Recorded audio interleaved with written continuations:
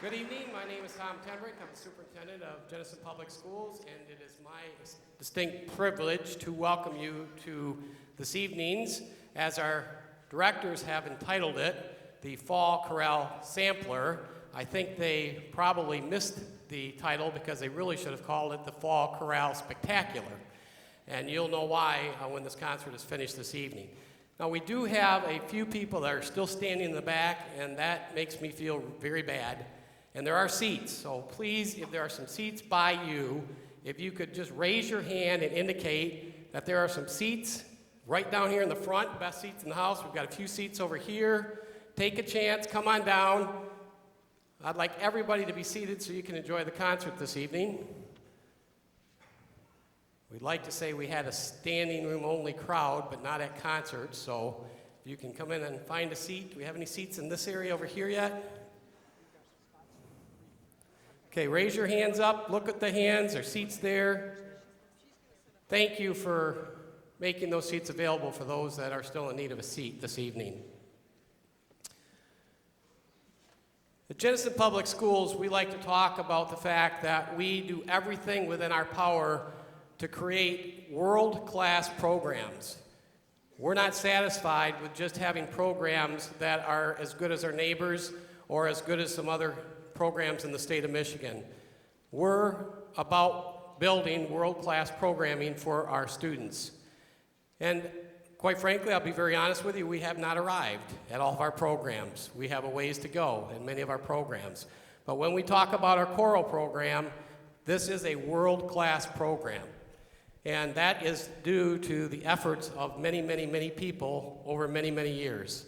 And you're going to see what we talk about being a world-class program by the performance of our students this evening. And I want to give credit this evening to three directors who you will see directing our choirs this evening: Stephen Waters, Les Rousey, and Bob Oster, for all the work that they have put forth to make this what I would call a world-class program.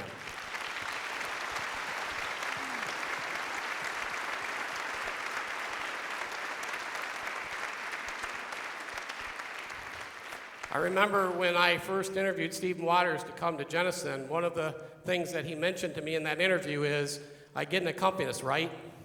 Because I don't accompany and direct at the same time. So the accompanists have been a huge part of this program as well for many, many, many years. Beth Sweers, Lorri Gierman, Jan Shelner, and Holmlund, and Andrea Pohler, who will be featured in tonight's concert. So thank you for all of your work that you've done with our students.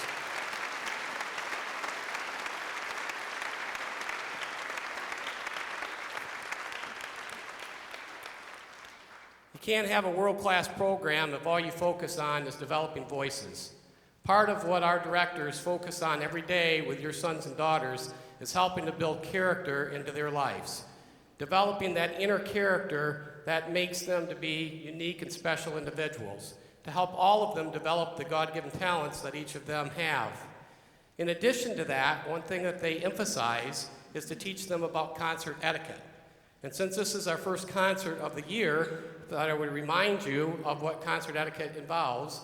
And I know, for example, I'm going to pick on 7th grade girls chorus this evening, 7th and 8th grade girl chorus, that if they sit down and listen to the chorale sing and they're whispering to each other, that is not good concert etiquette, because when the performers are up presenting, they need to be focused and listening.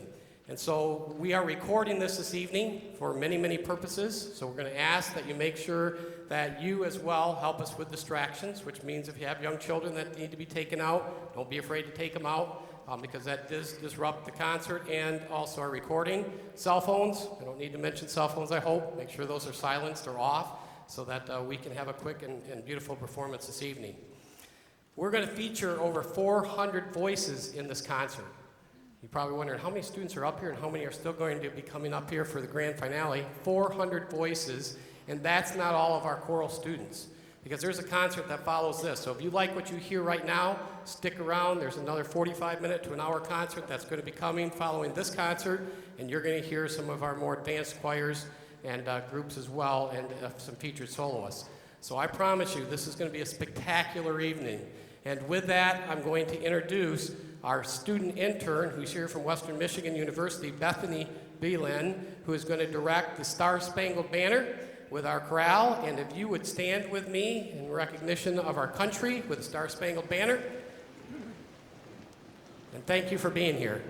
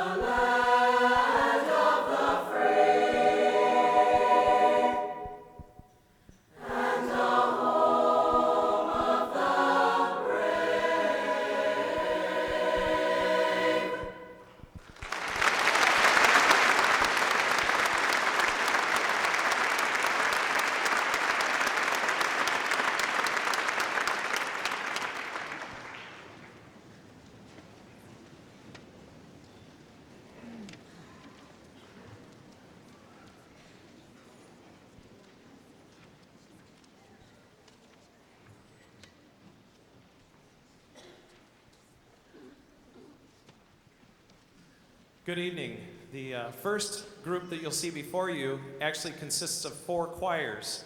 They meet in 4 different hours, rather. Two choirs, the Alleluia Choir, which meets 2nd and 3rd hour, and the group that features 2nd year choir members, the Bel Canto Choir, that meets 5th and 6th hour. This is the 4th time that this group has been together tonight. And don't you think they look really beautiful tonight?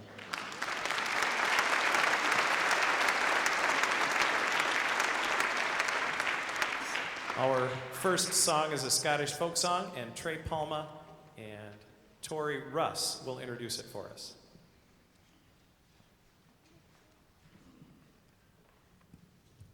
A long time ago in the ancient land of Scotland, a mythical creature called a brownie walked the lands. A brownie was a horrible creature with an ugly face, and he was really mean to people.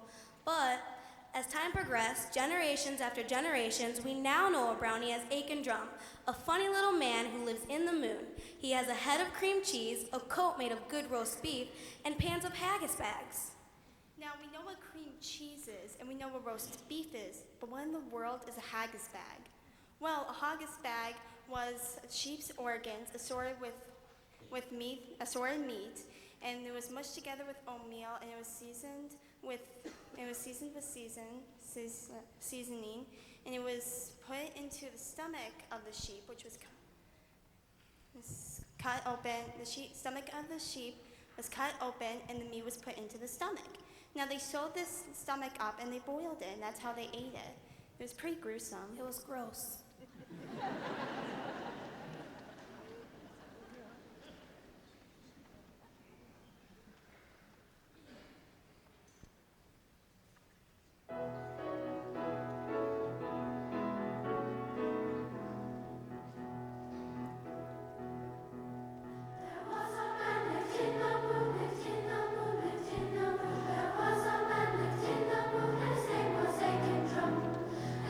Upon his ladle,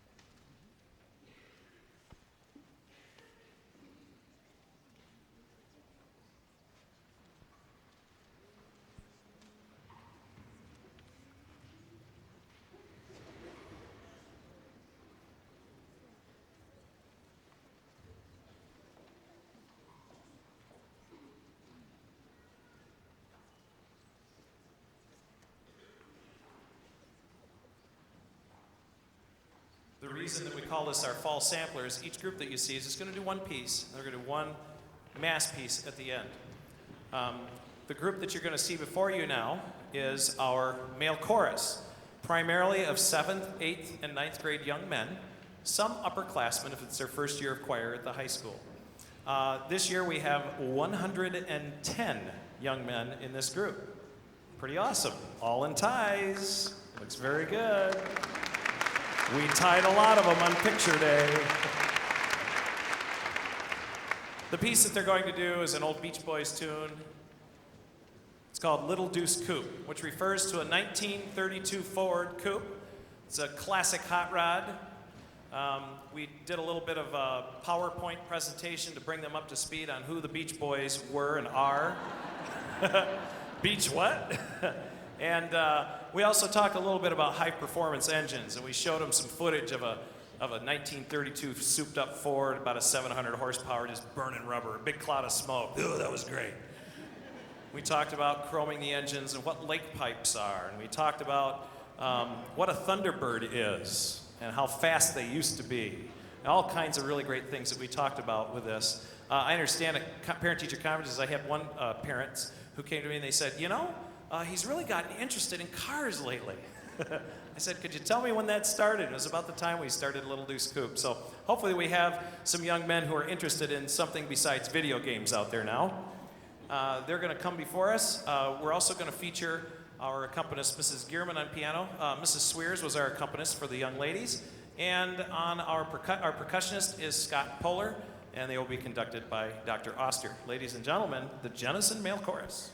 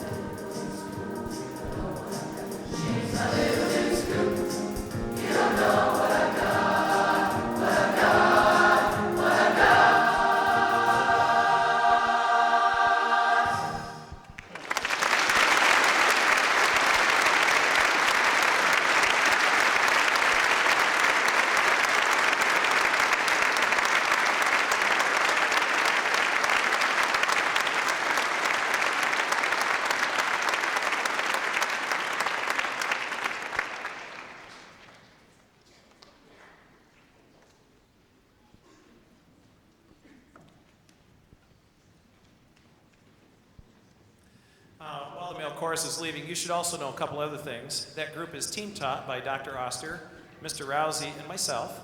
And the gentlemen that you saw in the tuxedos were the ninth graders, the high school members of our male chorus. And did you notice all those high voices up there, the pink slip daddy? We call that section, those are the unchanged voices, we call that the treble section. And then in the middle is the tenors, and then over here on the end are the basses. If you were to poll those guys, a lot of those tenors and basses used to start right over there in the treble section. So those are all future tenors and basses. So we hope that you'll encourage those young men to keep singing. They were really good, weren't they? Yeah. Good job, male chorus.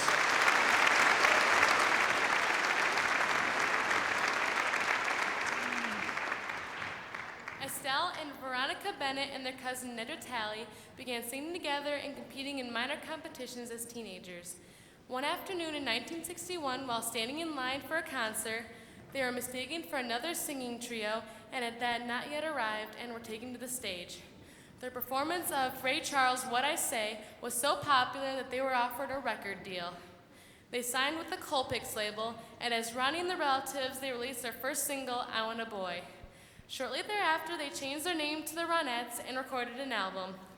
Over the years, they recorded several hits, including Be My Baby, which reached number 2 on the U.S. Billboard Pop Singles Chart. It is number 22 on the Rolling Stones list of 500 greatest songs of all time. Though the Ronettes stopped singing together in 1966, their music continues to be played and sung. They were inducted into the Rock and Roll Hall of Fame in 2007, and Be My Baby has been covered by many different artists, including John Lennon and the Bay City Rollers and Maroon 5, and tonight by the Treble Choir of Jenison High School.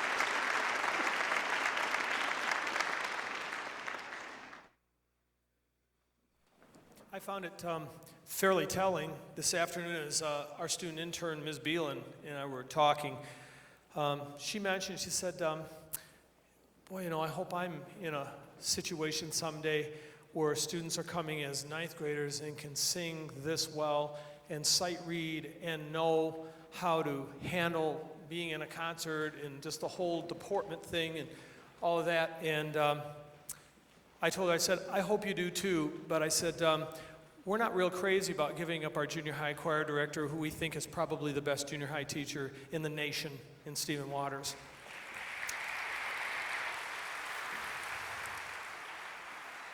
So we think we'll hang on to him for a while. As a chorale comes forward, you should know too that the composer of this next piece, Robert Ray, really got his start by composing an entire gospel mass. And this was different. It's the ordinary of the Catholic Mass, but done in gospel style. And it was one of those kinds of things where, like for instance, a few years ago, the hit record "Don't Know Why" of Norah Jones. You know, nobody really expected that to be a huge hit, and then it was. The same thing was true with this gospel mass, but what the publishers discovered was that there were a whole lot of audiences of color and not that loved gospel music, and here finally in print form was something that was that had stylistic integrity. And after that, several other of his pieces were composed and then published. And one of the pieces that you're going to hear now is "He Never Failed Me Yet," and it is in the true black gospel style, and we love to sing it. So now the chorale, "He Never Failed Me Yet."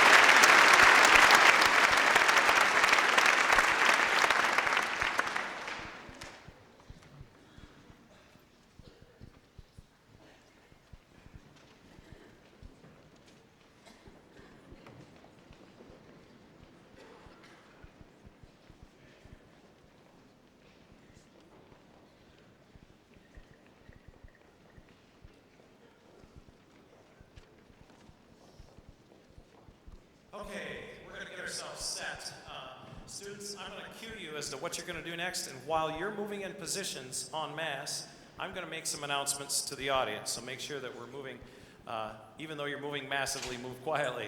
Let's have the male chorus now gather over on this side of the stage over here. Altos, when you see the male chorus get into position, we need you to get yourselves set over here on the other side of the stage.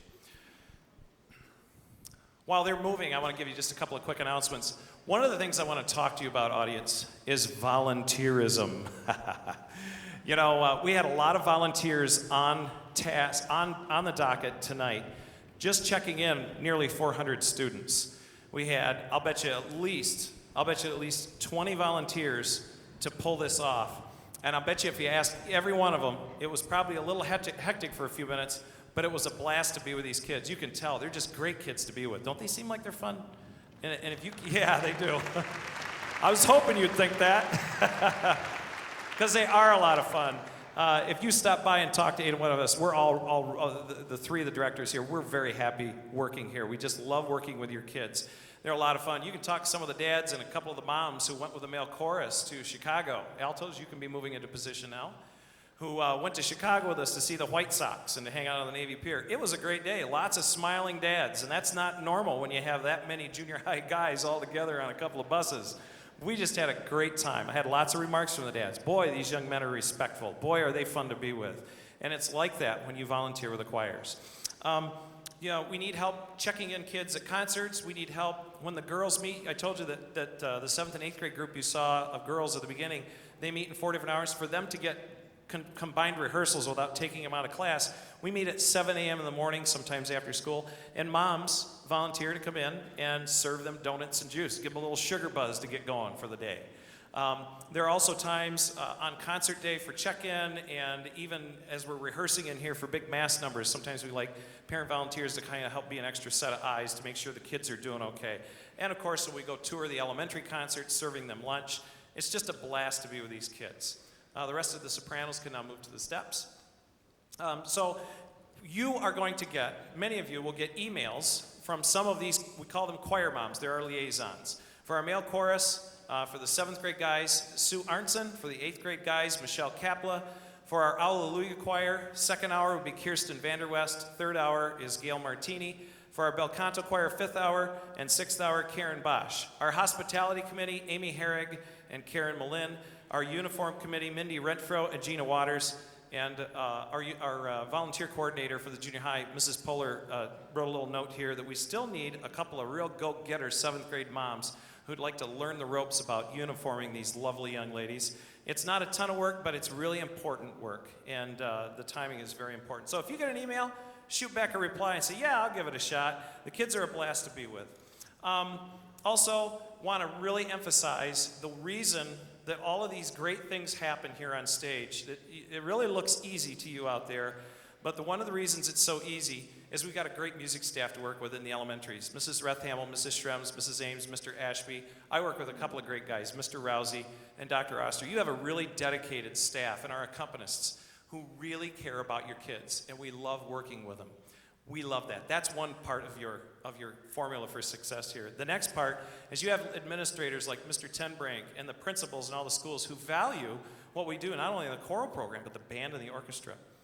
Those people are rare in public schools. So many administrators think we've got to really put our thumb on kids and we got to make sure they show up every day. But what these administrators like is they want to provide a school atmosphere that's inviting. It can be world class and rigorous and really cool to come to school every day. And so we really thank Mr. Tenbrink and his team of administrators. And the third part of that triad are you all. You send us great kids. You got a lot of talent, and you made lots of more talent. Thank you for that. Thanks for coming out to concerts like this. We really appreciate you. Dr. Oster is going to tell you about how we're going to exit the hall tonight before we do the last piece. I'm going to climb up on the tower, and they're all yours, Dr. Oster. Thank you, Mr. Waters. How many of you are not staying for the second concert?